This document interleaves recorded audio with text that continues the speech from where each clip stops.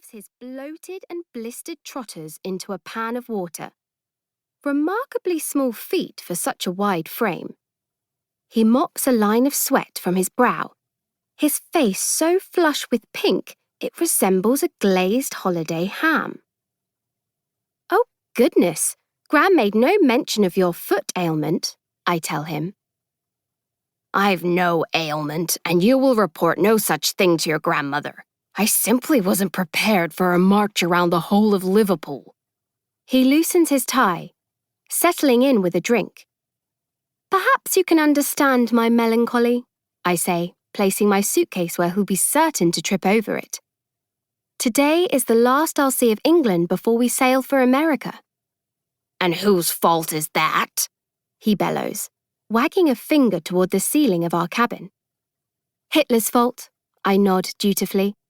"This war is Hitler's fault. My displacement? Hitler's fault.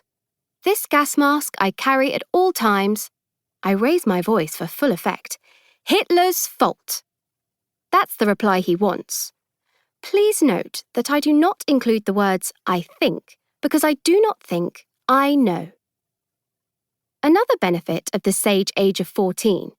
There are many things you just know, like the terrible truth that many British men who leave for the war will die in the war, or the fact that Mr. Fleetwood enjoys one too many nips of old Shenley.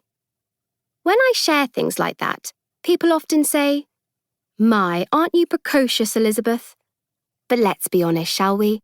When adults tell a child or a teenager that they're precocious, what they're really saying is, "Please don't say that aloud." But I say most things aloud. I prefer being straightforward.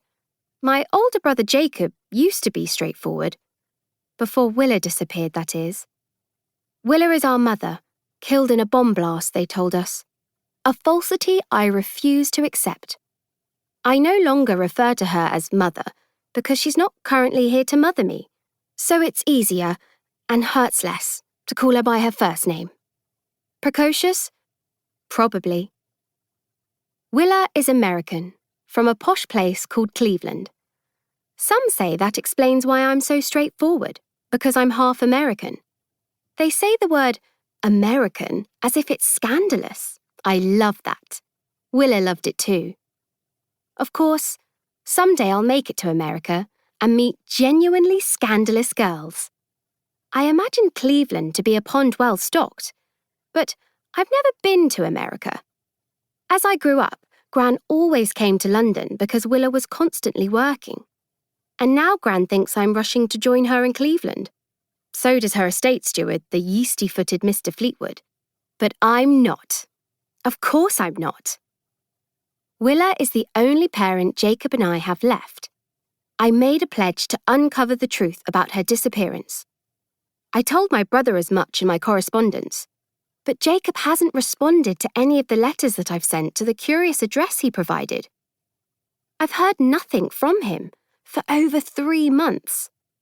First Willa disappears, and now my brother.